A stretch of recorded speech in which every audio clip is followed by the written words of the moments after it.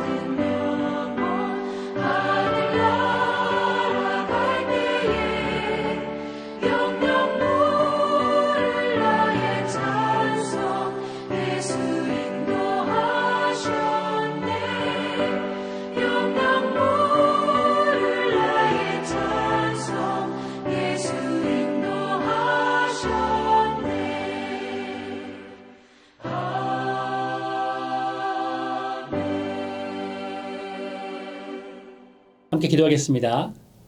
하나님 감사드립니다. 오늘도 우리 가운데 새로운 생명을 허락해 주시고 주님과 동행하며 하루를 시작할 수 있도록 인도하심에 감사를 드립니다. 오늘도 우리가 주님 안에 거하기를 소망합니다. 성령 하나님, 우리를 붙잡아 주셔서 주님 안에 거하며 주님과 동행하며 주 예수 그리스도를 닮아갈 수 있는 삶을 살아갈 수 있도록 아버지 붙잡아 주시옵소서. 오늘도 함께 하신 주님을 찬양하며 주 예수 그리스도의 이름으로 기도드립니다. 아멘. 함께 말씀 보도록 하겠습니다. 오늘의 말씀은 에스라 7장 1절에서 8절까지 말씀입니다. 이 일 후에 바사왕 아닥사스다가 왕위에 있을 때에 에스라라 하는 자가 있으니라. 그는 스라야의 아들이요 아사랴의 손자요 힐기야의 증손이요 살룸의 현손이요 사독의 5대 손이요 아이두베의 6대 손이요 아마라의 7대 손이요 아사랴의 8대 손이요 무라요의 9대 손이요 스라히야의 10대 손이요 무스엘의 11대 손이요 붓기의 12대 손이요 아비수아의 13대 손이요 비느하스의 14대 손이요 엘르아살의 15대 손이요 대제사장 아론의 16대 손이라. 이 에스라가 바벨론에서 올라왔으니 그는 이스라엘의 하나님 여호와께서 주신 모세의 율법에 익숙한 학자로서 그의 하나님 여호와의 도우심을 입음으로 왕에게 구하는 것은 다 받는 자이더니 아닥사스다 왕 제7년에 이스라엘 자손과 제사장들과 레위 사람들과 노래하는 자들과 문지기들과 느디님 사람들 중에 몇 사람이 예루살렘으로 올라올 때에 이 에스라가 올라왔으니 왕의 제7년 다섯째 달이라. 첫째 달 초하루에 바벨론에서 길을 떠났고 하나님의 선한 손에 도우심을 입어 다섯째 달 초하루에 예루살렘에 이르니라. 에스라가 여호와의 율법을 연구하여 준행하며 율례와 규례를 이스라엘에게 가르치기로 결심하였었더라. 아멘. 여러분, 하나님이 우리를 얼마나 사랑하실지 상상해 보신 적이 있으신가요? 우리가 잘 아는 찬송가 그 크신 하나님의 사랑의 가사처럼 하나님의 사랑은 정말 측량할 수 없는 사랑입니다.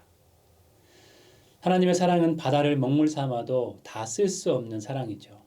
왜냐하면 하나님은 이 세상 모든 것을 다 준다 해도 우리와 바꾸지 않으시기 때문입니다. 그렇기 때문에 이 세상 가장 귀한 독생자 예수님을 우리를 위해 주시고 예수님의 죽으심으로 우리를 살리셨습니다. 이 놀라운 하나님의 사랑이 여러분의 삶 가운데 충만히 넘치기를 소망합니다. 그리고 놀라운 하나님의 은혜를 마음껏 체험하시는 고난주간과 부활절 되시기 바랍니다. 우리를 진실로 사랑하시는 하나님께서 우리에게 간절히 바라시는 것이 있습니다. 그것은 우리가 하나님 안에서 하늘 평안을 누리고 참된 기쁨을 누리며 사는 것입니다. 이 세상 가운데 살아가지만 천국을 소유한 사람으로서 천국의 기쁨을 가지고 하루하루 살아가기를 원하시는 것이죠. 그러나 문제가 있습니다. 인간의 개성은 하나님 안에서 가장 좋은 것이 있는데도 하나님을 바라보는 것이 아니라 세상의 것들을 바라보게 합니다. 계속적으로 세상 속에 노출되어서 세상의 영향력을 점점점 많이 받게 되면 하나님을 떠나 세상을 벗하며 살아가게 되는 것이죠. 하나님 안에서 누리는 참 기쁨은 잊어버리고 이제 세상의 헛된 기쁨만을 쫓는 삶을 살게 되는 것입니다. 우리를 정말로 사랑하신 하나님께서 이런 상황을 가만히 보고 계실까요? 우리를 정말로 사랑하시기 때문에 하나님은 우리를 버려두지 않으시고 우리의 인생에 개입하십니다. 그 말씀이 바로 선지서입니다. 하나님은 하나님을 버리고 세상에 많은 우상을 섬기는 이스라엘 백성들에게 무수히 많은 선지자들을 보내서 경고하시고 또 경고하십니다. 하나님께서 간절히 바라시는 삶으로 우리가 돌아오도록 우리를 초청하시고 또 초청하십니다. 하나님 안에서 참된 기쁨과 평안을 누리는 삶으로 다시금 우리를 초청하시는 것이죠. 혹시 여러분들 중에 최근에 하나님의 초청과 경고의 말씀을 들으신 분이 계신가요? 그렇다면 노란불이 켜질 때 빨리 하나님께로 돌아가시기 바랍니다.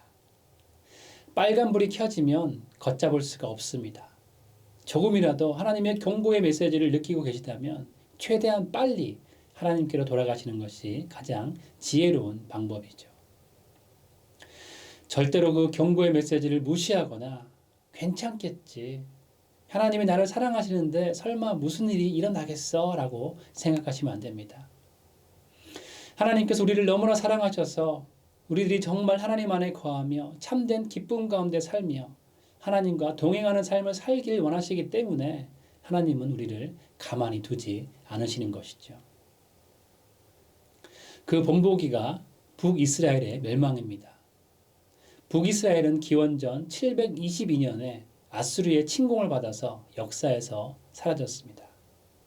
하나님의 수많은 경고의 메시지를 받았지만 그 메시지를 무시했기 때문입니다. 그리고 남유다도 멸망합니다. 남유다는 기원전 586년에 바벨론에 의해서 포로로 다 끌려가게 되죠. 나는 아닐 거야. 제가 그런다고 나도 그럴까? 설마 하나님이 우리의 민족을 완전히 멸망시키진 않으시겠지. 이런 우월감과 아니란 생각에 북이스라엘뿐만 아니라 남유다까지 완전히 패망합니다. 하나님의 경고를 쉽게 생각한 결과이죠. 제가 차를 운전하던 중에 갑자기 빨간 경고등이 들어온 적이 있습니다. 노란색 엔진 체크등은 많이 본 적이 있는데 이 빨간색 경고등은 흔히 보지 못한 경고등입니다. 플러스 마이너스 표시가 있는 배터리 모양의 이 직사각형 빨간색 등이 들어왔습니다. 인터넷을 검색해 보니까 절대 운전을 하지 말라는 표시였습니다. 저도 이때 알게 된 자동차 상식을 잠깐 나눠드리면 경고등은 두 가지 색깔이 있습니다. 첫 번째는 노란색 경고등입니다. 노란색 경고등은 주의하라는 표시죠. 자동차 주행은 가능한데 안전에 위험 요소가 있으니까 점검하라는 표시입니다. 예를 들면 타이어의 공기압이 부족하니까 안전을 위해서 공기압을 체크하라는 경고를 보내는 것이죠. 두 번째로는 빨간색 경고등입니다. 이 빨간색은 위험을 의미합니다. 빨간색 경고등이 켜지면 큰 사고가 날 수 있으니까 차량 운행을 자제하고 빨리 문제를 해결하라는 의미입니다. 제가 운전하면서 보았던 빨간색 배터리 모양의 경고등은 배터리가 충전이 안 된다는 표시입니다. 발전기가 망가져서 배터리가 충전이 안 되니까 빨리 문제를 해결하라는 것이죠. 배터리가 충전이 안 돼서 시동이 안 켜지는 것은 차라리 큰 문제가 아닌데 운전하던 중에 발전기도 역할을 하지 못하고 배터리도 방전이 되면 갑자기 시동이 꺼지고 핸들까지 잠길 수 있으니까 빨간 색깔로 정말 위험하다는 경고를 주고 있는 것이죠. 하나님은 이스라엘 백성들에게 빨간색 경고등을 보여주셨습니다. 정말 많은 선지자를 보내서 이제 마지막 때임을 경고하셨습니다. 그러나 이스라엘은 그 빨간색 경고등을 무시하고 멸망의 길을 자처한 것입니다. 참으로 안타까운 것은 있을 때는 모른다는 것이죠.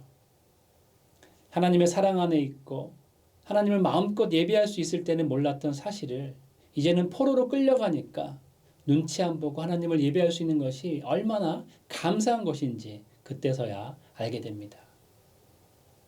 시편 137편 1절은 이렇게 기록합니다.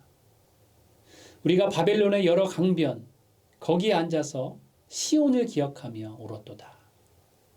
이제 포로로 끌려가 보니까 하나님의 사랑의 소중함과 하나님의 보호하심 가운데 있는 은혜와 눈치 안 보고 마음껏 예배하던 때를 기억하면서 목 놓아 울고 있는 것이죠. 에스라서 말씀은 하나님과 단절된 이런 절망과 아픔의 상황에서 회복되어 가는 과정에 대해서 우리에게 전하고 있습니다. 바벨론 포로 생활이 끝나고 예레미야의 예언 성취로 1차 귀환하는 장면이 에스라 1장부터 6장까지의 기록입니다. 에스라 말씀을 통해서 하나님의 섭리를 보게 됩니다. 저는 이 섭리라는 말을 참 좋아합니다. 하나님은 우리의 상황 가운데 섭리하셔서 하나님의 뜻을 이루십니다.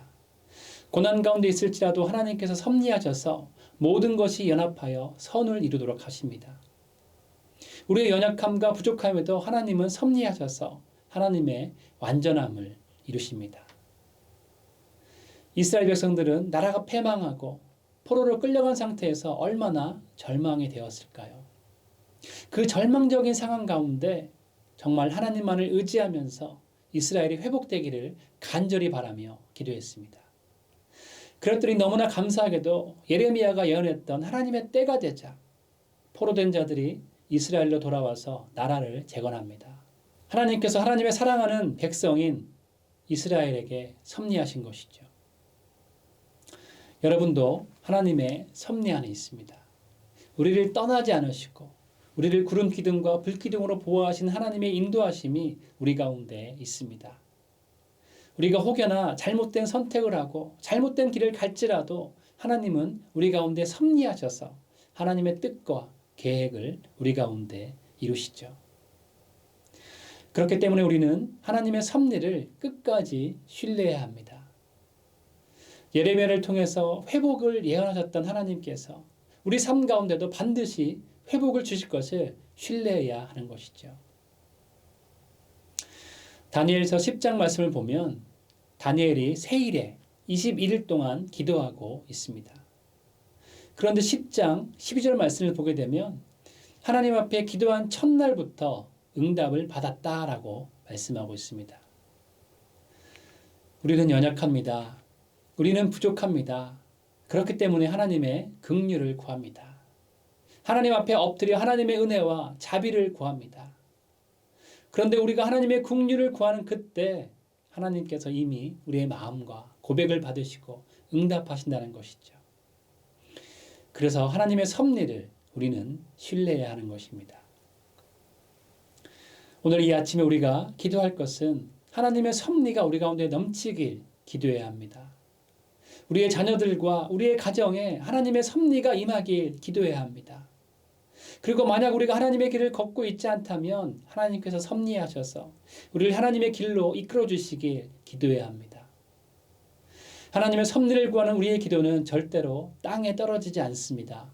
하나님께서 반드시 들으시고 우리의 연약함을 하나님의 완전하심으로 바꾸실 것입니다. 하나님의 섭리를 바라보시며 하나님께 간절한 마음으로 나아가시는 여러분 모두가 되시기를 주님의 이름으로 축원드립니다. 그러나 반대의 섭리도 있습니다. 하나님의 섭리로 이스라엘 백성들은 1차 포로 귀환을 했습니다. 그리고 꿈에도 그리던 성전 건축을 시작했죠. 그런데 문제가 발생합니다. 성전 건축을 방해하는 사람들이 나타났습니다. 그 사람들 때문에 정말 말도 안 되게 성전 건축이 멈춰버립니다.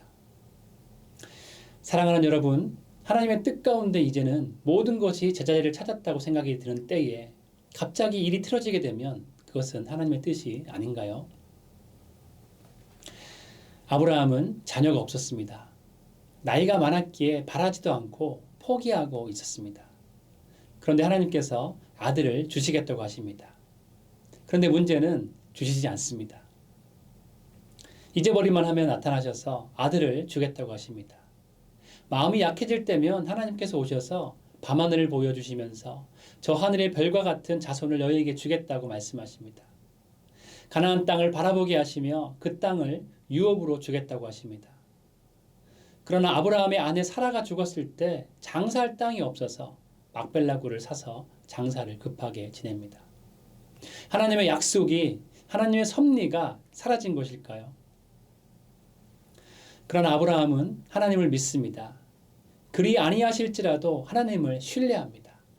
그 믿음을 보시고 하나님은 아브라함을 의롭다 여기십니다. 75세에 약속하셨던 아들은 아브라함이 100세에 약속의 성취로 받게 되죠. 아브라함은 약속의 땅에 들어가지 못했지만 여호수아 때에 가나안 땅을 정복하게 됩니다. 하나님은 반드시 약속을 지키시는 하나님이십니다. 비록 아브라함은 약속의 땅에 들어가지 못했지만 아브라함의 후손은 약속의 땅에 들어가고 지금은 아브라함의 영적인 후손들이 전 세계 곳곳에 하나님의 교회를 이루고 있습니다. 다윗도 아브라함과 비슷한 경험을 합니다. 다윗은 왕이 될 생각은 추호도 없었습니다. 그러나 하나님께서 보내신 사무엘에게 기름 부음을 받습니다.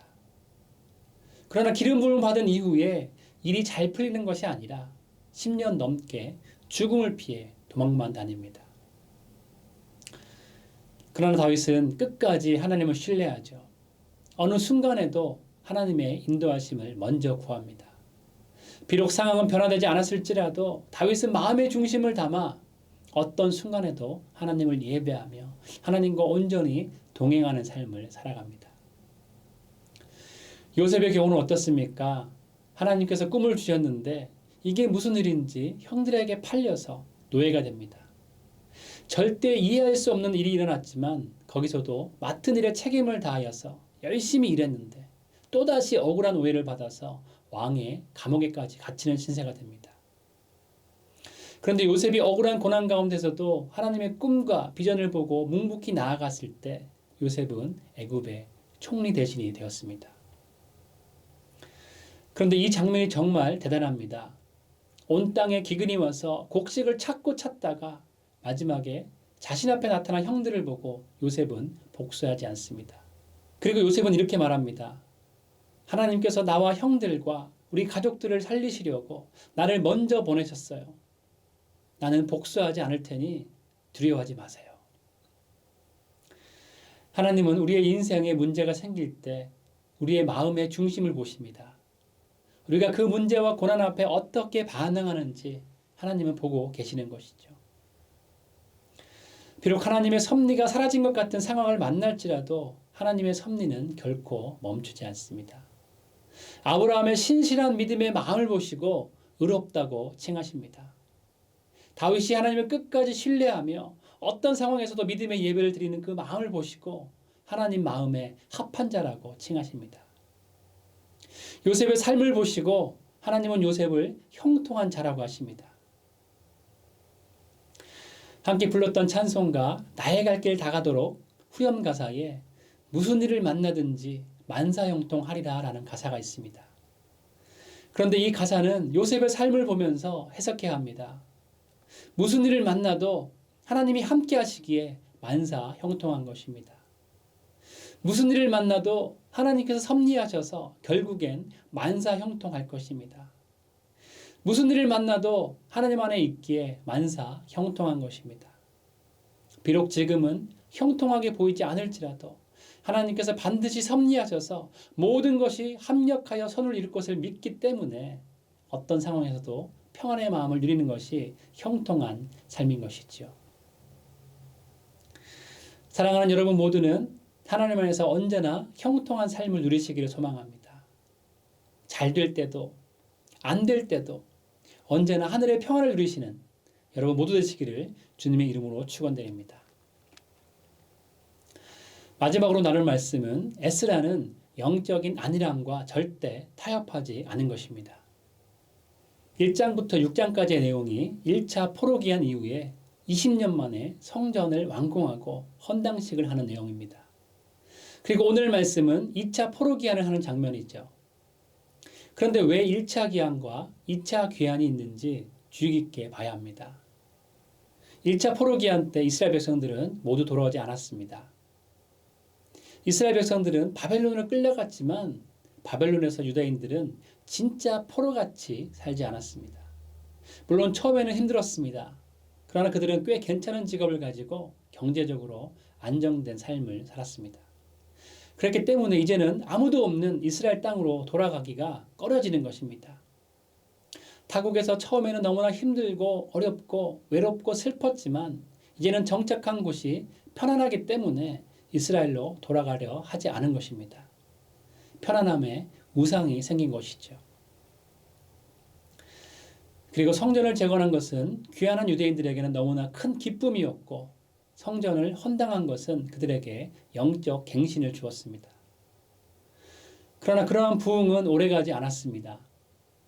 이사야와 말라기 선지자는 성전 완성 이후에 이스라엘이 다시금 영적인 파산 상태에 빠졌다고 경고하고 있습니다. 예배를 위한 웅장한 건물이 세워지거나 사람들이 많이 모였다고 해서 그것이 반드시 영적인 생명력으로 계속 이어지는 것은 아닙니다. 건물이 얼마나 웅장하고 얼마나 멋있는지와 관계없이 성도들의 마음이 하나님으로 채워져 있지 않다면 신앙의 위기가 또다시 찾아오게 되는 것이죠. 오늘 말씀인 에스라 7장과 에스라 6장 사이에는 79년이라는 시간의 차이가 있습니다. 그 기간 동안 또다시 찾아온 이스라엘의 위기에 에스라는 성전 재건에 이어서 신앙의 재건, 영적 대각성 운동을 시작합니다. 학자 겸 제사장인 에스라는 오직 하나님의 말씀으로 채워질 때 우리의 신앙이 유지될 수 있음을 알고 말씀대로 사는 개혁을 시작한 것입니다. 가끔 우리 교회 모듈라 시절에 대한 이야기를 듣습니다. 대부분의 말씀들은 모듈라 시절엔 좁고 불편하고 바람만 불면 천막은 날아가고 식사할 곳도 제대로 없었다는 말씀들입니다. 그러나 꼭 이어지는 말씀이 있습니다. 모두들 그때가 좋았다라고 말씀합니다. 왜 그렇습니까? 건물보다 더 중요한 마음의 간절함이 있었고 예배를 사모하는 마음이 있었기 때문에 모일 때마다 은혜가 넘쳤기 때문입니다. 하나님의 섭리로 포로기한을 하고 힘들게 성전을 건축하고 역경을 이겼을 때는 하나님을 바라보며 예배했습니다. 그러나 시간이 흐르고 이제는 바벨론에 정착해서 여기가 좋사오니라는 마음이 더 크고 먹고 살기 좋으니까 예배드리지 않습니다. 바벨론에서 이스라엘까지 4달이나 걸려서 2차 기한을 하고 보니까 영적인 상태가 말이 아닙니다. 성전이 중요합니까? 성전된 우리가 더 중요합니다. 성전된 우리의 마음 상태가 더 중요합니다. 성전된 우리의 마음에 하나님을 모시고 사는 것이 가장 중요합니다. 본문 7장 10절은 이렇게 말씀합니다. 에스라가 여호와의 율법을 연구하여 준행하며 율례와 규례를 이스라엘에게 가르치기로 결심하였었더라. 하나님의 섭리 안에 거하고 신앙을 유지할 수 있는 방법은 이 방법뿐입니다. 오직 말씀뿐입니다. 세상에 뺏긴 우리의 시선을 하나님께 되돌릴 수 있는 방법은 오직 말씀뿐인 것이죠. 학자 겸 제사장이었던 에스라는 누구보다도 이 사실을 잘 알았습니다. 앞으로 에스라서를 계속 보면 나오겠지만 그래서 에스라는 목숨을 걸고 말씀을 연구합니다. 그리고 단순한 연구에서 멈추는 것이 아니라 실제로 말씀을 삶에 적용하려고 엄청난 노력을 합니다. 본문 7장 10절에 에스라는 세 가지로 결심을 한 것을 보게 됩니다. 첫 번째로 율법 연구를 갈망했습니다. 랍비들이 중요히 여기는 세 가지 의무가 있습니다. 그 세 가지 의무는 기도와 선행 그리고 말씀 연구입니다. 이 세 가지 의무들 가운데 가장 중요한 것은 연구를 하고 랍비들은 가르치죠. 연구가 나머지 두 가지의 기초를 형성하기 때문입니다. 중요한 것은 누가 차려주는 밥이 아니라 자신이 직접 말씀을 연구하여서 내 것으로 만들어야 하는 것입니다. 우리 교회는 큐티를 가장 기초적이면서 중요한 영적 훈련으로 하고 있죠. 그리고 GCL이나 1:1 양육과 성경 대학뿐만 아니라 영적인 훈련 코스가 잘 준비되어 있습니다. 개인적으로 말씀을 연구하고 하나님을 더욱 깊게 알아가는 것을 멈추지 마시기 바랍니다. 말씀 연구를 멈추면 우리의 신앙도 더 이상 성장을 멈추게 됩니다. 여러분도 하나님의 말씀의 양식을 매일매일 거르지 마시고 꼭 챙겨 드시기 바랍니다. 두 번째로 배운 것을 실천하며 준행하기 위해 헌신했습니다. 중요한 것은 연구를 통해서 깨달은 말씀을 삶에 실천하는 것이죠. 하나님의 말씀은 순종할 때 능력이 있습니다. 말씀에 더하거나 빼는 것이 없이 하나님의 말씀을 그대로 실천하기 위한 헌신이 우리에게 있어야 하는 것이죠. 마지막 세 번째로 배운 것을 다른 사람들에게 가르쳐야 합니다. 서기관이라는 말은 성경을 아는 것과 가르치는 것을 모두 포함합니다. 신약 성경에는 증인이라는 말을 많이 사용하고 있죠. 그런데 이 증인이라는 단어는 에스라의 삶을 잘 드러냅니다. 이 말은 단순히 복음을 말해주는 것 이상의 것을 나타냅니다. 증인이란 좋은 소식을 행하고 doing, 또 좋은 소식이 되는 것, being을 의미합니다. 우리가 말씀대로 순종하며 행하고 우리가 말씀을 이루며 살 때 우리를 통해서 복음이 전파되는 것이죠. 사도행전 1장 8절은 우리 모두를 증인으로 부르셨다고 말씀합니다. 우리가 진실로 말씀을 행하고 말씀대로 되는 것이 증인의 삶을 사는 길인 것이죠. 파블로 카잘스라는 유명한 첼리스트가 있습니다. 카잘스는 스페인 태생으로 첼로의 성자라고까지 불렸습니다. 카잘스가 95세가 되었을 때 영국의 BBC가 그에 관한 특집을 만들기 위해서 인터뷰를 했습니다. 카잘스는 90세 이후에도 하루에 6시간 이상씩을 연습한 것으로 유명했기 때문에 선생님께서는 이미 세상에서 가장 위대한 첼리스트이십니다. 그런데 95세가 되신 지금도 그렇게 하루에 6시간씩 연습을 하십니까? 라는 질문을 했습니다. 이 질문에 카잘스가 웃으며 대답합니다. 나도 연습을 그만두고 싶습니다. 그런데 지금도 연습하면 할수록 내 실력이 조금씩 나아져서 연습을 멈출 수가 없습니다. 우리는 구원을 하나님께 선물로 받았지만 구원받은 사람으로 매일매일 경건훈련을 해야 합니다. 경건훈련, 특히 말씀 연구를 통해서 우리는 날마다 새롭게 세워져야 합니다. 하나님의 말씀을 통해서 하나님과 깊은 교제를 나누고 하나님이 주시는 평안과 기쁨을 누려야 합니다. 여러분 모두는 말씀 훈련을 통해서 영적인 안일함이 아니라 매일매일 영적인 부흥을 경험하시며 하나님의 섭리 안에 거하시기를 주님의 이름으로 축원드립니다. 함께 기도하겠습니다. 하나님 감사드립니다. 우리를 구원하시고 하나님의 자녀로 하나님의 백성으로 살아갈 수 있도록 인도하심에 감사를 드립니다. 주님, 우리가 주님의 섭리 안에 있기를 소망합니다. 또한 주님의 말씀 가운데 있기를 소망합니다. 매일매일 영의 양식, 주님의 말씀을 붙잡고 나아감으로 그 양식을 통하여서 하나님과 동행하며 하나님을 닮아가며 하나님의 섭리 안에 거할 수 있는 우리가 될 수 있도록 아버지 은혜 베풀어 주시옵소서. 정말 주님께서 우리를 붙들어 주셔야 합니다. 정말 세상의 소리에 우리가 귀를 기울이는 것이 아니라 하나님의 말씀에 귀를 기울이며 말씀대로 순종하며 따라갈 수 있는 우리가 될 수 있도록 주님께서 붙잡아 주시옵소서. 오늘도 성령으로 우리를 충만케 하시기를 간절히 소망하며 주 예수 그리스도의 이름으로 기도드립니다. 아멘. 함께 계속적으로 주님 앞에 기도하며 나가도록 하시겠습니다.